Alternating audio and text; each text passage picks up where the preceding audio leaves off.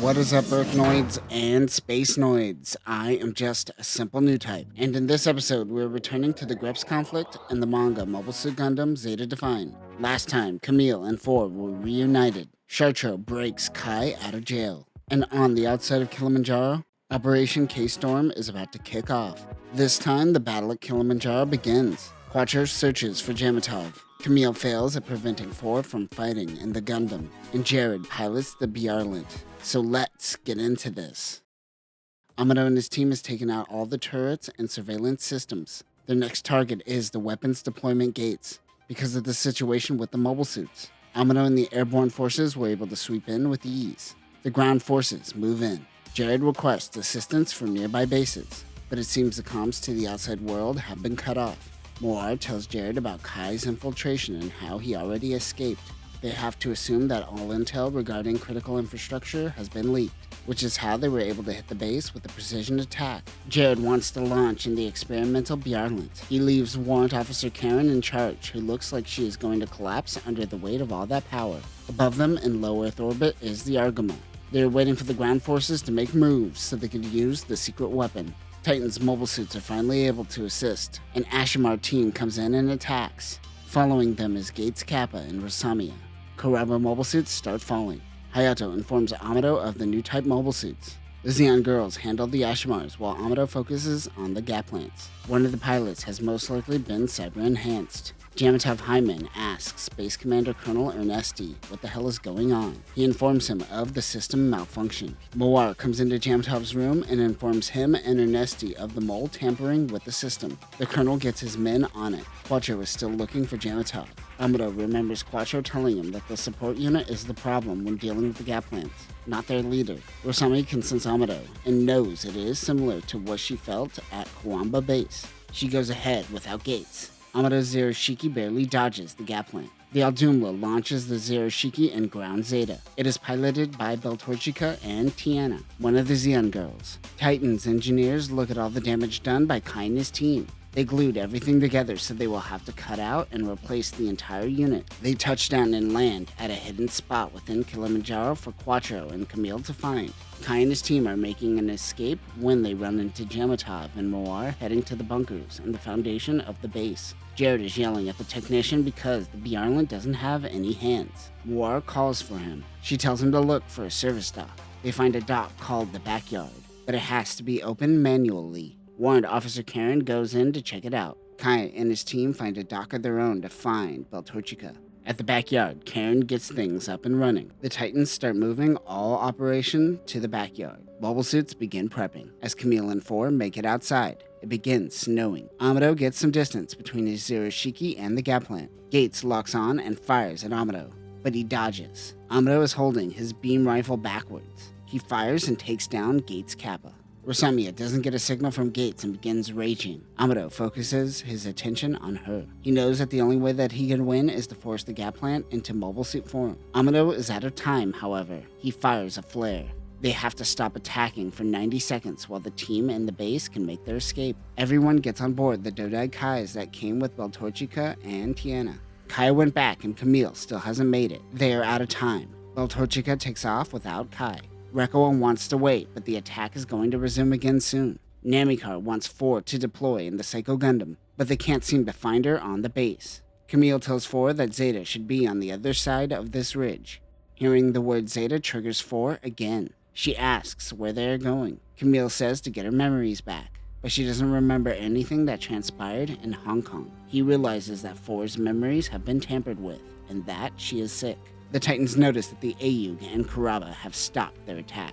They launch all mobile suits ready to go in the Backyard. Roberto and Apolly run into a team of Marasais that are attacking an Ayug air team and engage in battle. They save the team, and the two join this group for now. While Jamatov hides in the bunker, Moir is caught up on how many sensors were taken out. She is the only one thinking that perhaps the enemy is planning on dropping a bomb from above. She thinks this is a bunker buster mission. Jamatov says that they have no such weapon, but then he remembers of that thing. He tells the story to Moir. At the end of the 1-year war, there was a weapon known as Zadkill designed to destroy Granada base. Its whereabouts became unknown. Now it is in the hands of Bright. On the Argama, they notice the snowfall. but it shouldn't disrupt the operation. Moar tells the colonel to get his men to check the skies above them. Sure enough, they spot a target. It is the Argama. Unable to find 4, Namikar launches the Psycho Gundam on its own. This causes 4 to snap. Her new type aura exudes from her body as she gives Camille a bright slap. The Psycho Gundam approaches their location. He tries to stop 4 from getting into the Gundam, but she resists. Titan's command preps an all-out ballistic assault on the Argama as ordered by Jamatov. Hayato and the Aldumla spot missile activity. He says if they are onto their diversion, there's nothing more they could do. They are stuck between the choice of fending off mobile suits at the base or defending the Argama from the missiles. As Amado is still on the back end fighting Rosamia, he realizes the same thing as well. Meanwhile, Roberto and Napoli try to hit a weapons gate while on the back end. They miss the missile gate on the first flyby. The Aldumla informs Bright that they have been spotted, but the Argama isn't going to change its course and compromise the launch of the Zadkiel. The Aldumla puts their efforts into defending the Argama. Moar suggests to Jamatov that they should evacuate the base due to the current circumstances, but he doesn't want to. She reminds him that his escape shuttle is ready if he wants to leave. More of a win than an if. She then tells Namikar to have the Psycho Gundam guard the escape shuttle. The clouds begin to clear, giving them the perfect shot. The Xeon girl Veronique fires and takes out one of the weapons gates. They have 2 more to take down. They have to get Jamatov out of there. Moar tells Karen to get a shuttle and bail. Quattro watches in the shadows. Meanwhile, at Grips, Bask is trying to get into contact with someone at Kilamanjaro and is getting really annoyed. Jared's Bjarlant finally has hands. He heads out against the technician's desires. Colonel Ernesti closes the inner missile gate. Moar informs the commander that Jamatov is leaving and how she had to sway him. He is going to stay and sink the Argama while everyone makes their escape. Jared joins the battle and begins taking out Ayug mobile suits. As Jamatov makes his leave, Quattro shoots and misses. You missed? Jamatov's 2 guards attack while he escapes.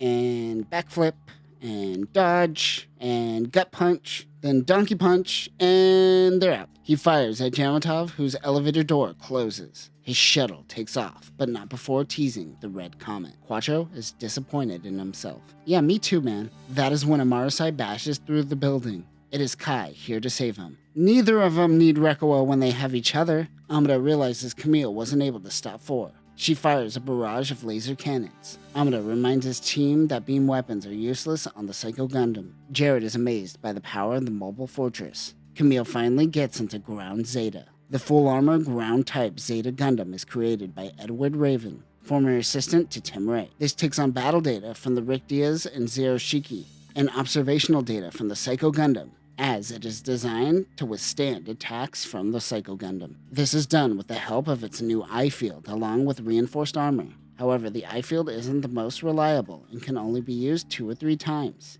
This configuration can't use Wave Rider mode. It also has a knee sub-arm. Weapons include a beam saber, a beam rifle, 2 4-tube missile pods, a new shield, and an armed grenade launcher. It can support the same loadouts as the original Zeta as well. Roberto and Napoli uses this distraction to take out the inner missile gate. Napoli gets a shot, but the inner gate is closed. They need to crash a Dodai into it. I mean, beam weapons don't work, but you just gotta go straight to destroying the subflight system? Rick Diaz has missile pods, bro. The new type Ghost of Yayoi helps Roberto. He moves at insane speeds, dodging the Marasais. He then flings the Dodai at the missile gate, destroying it.